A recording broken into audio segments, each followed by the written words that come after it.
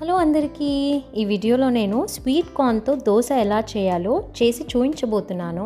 చాలా టేస్టీగా ఉంటుంది. మరి దీని ప్రొసీజర్ ఏంటో, కావాల్సిన ఇంగ్రీడియంట్స్ ఏంటో చూసేసుకోండి. మరి నేను ఇక్కడ 2 స్వీట్ కార్న్స్ అలా ఒలిసి మిక్సీలోకి వేసుకుంటున్నాను.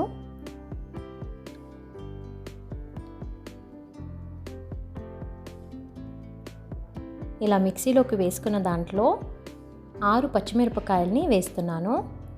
2 ఇంచులంతా అల్లం ముక్కను వేస్తున్నాను. 1 టీ స్పూను ఉప్పును వేసి, 1/2 టీ స్పూను పసుపును వేసి, నీళ్లు పోయకుండా కచ్చా పచ్చాగా గ్రైండ్ చేసి ఒక గిన్నెలోకి షిఫ్ట్ చేస్తున్నాను. ఇప్పుడు ఇందులోకి మనము 1 కట్ట తరిగిన కొత్తిమీరను వేస్తున్నాను. అలాగే 2 మీడియం సైజ్ ఉల్లిపాయలని చిన్నగా తరిగింది వేసి, 1/2 టీ స్పూను జీలకర్రని వేసి, 2 టీ స్పూన్ల బియ్యం పిండిని వేస్తున్నాను. ఇంకా 2 టీ స్పూన్ల సజ్జ పిండిని వేస్తున్నాను.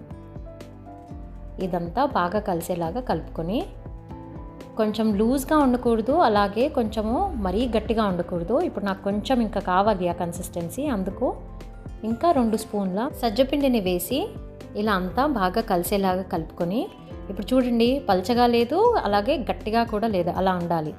మూత పెట్టి ఒక 10 నిమిషాల పాటు పక్కన పెడదాము.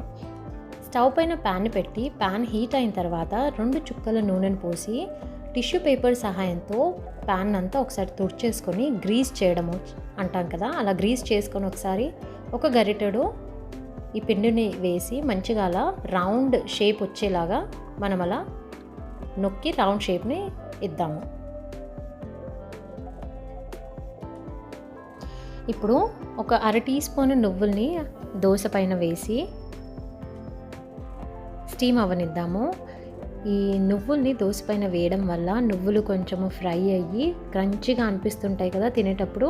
సో నువ్వులు చాలా మంచిది కదా మన హెల్త్కి, మన బోన్స్కి.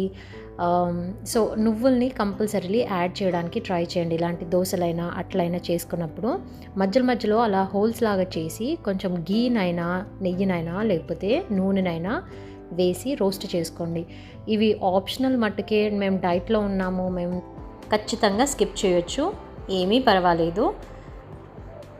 సో ఇలా మొత్తం అంతా వేసి రోస్ట్ అయిన తర్వాత ఒక 2 మినిట్స్ నుంచి 3 మినిట్స్ వరకు ఖచ్చితంగా లో ఫ్లేమ్లోనే ఫ్రై చేయాలి.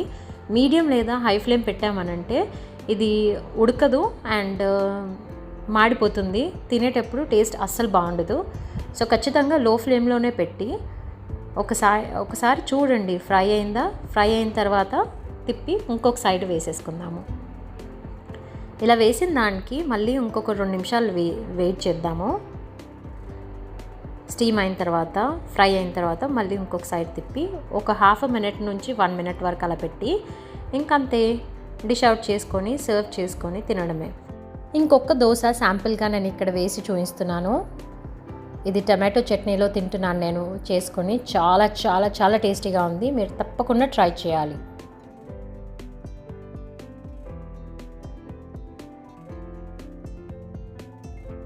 ఇందులో ఎన్ని హెల్త్ బెనిఫిట్స్ ఉన్నాయనంటే, ఎప్పుడు కనిపిస్తే అప్పుడు తెచ్చుకొని మన ఫుడ్లో ఇంక్లూడ్ చేయడానికి కంపల్సరీలీ మనం ట్రై చేయాలి. ఐ హెల్త్కి, కంటి చూపుకి చాలా మంచిది ఇది. మన బ్రెయిన్ మెమరీ పవర్ని ఇంక్రీజ్ చేస్తుంది. మన స్కిన్కి చాలా చాలా మంచిది. యంగ్గా పెట్టడానికి ట్రై చేస్తుంది మన స్కిన్ని.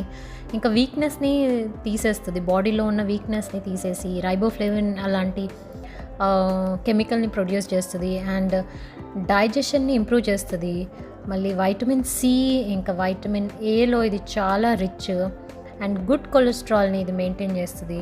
ఇన్ని బెనిఫిట్స్ ఉన్న స్వీట్ కార్న్ని మనము మరి తిందామా? ఎప్పుడు వీలైతే అప్పుడు తిని తీరాల్సిందే మనము. సో ఈ వీడియోలో ఇన్ఫర్మేషన్ అండ్ చూపించిన ప్రొసీజర్ మీకు నచ్చితే ప్లీజ్ ఛానల్ని సబ్స్క్రైబ్ చేసుకోండి, లైక్ చేయండి, మీ ఫ్రెండ్స్ అండ్ రిలేటివ్స్కి షేర్ చేయండి. అండ్ ఇంకా మీరు ట్రై చేసి తప్పకుండా వెనక్కి వచ్చి కామెంట్ చేయండి ఎలా కుదిరింది మీకు అని. Thank you so much for supporting and thank you so much for watching.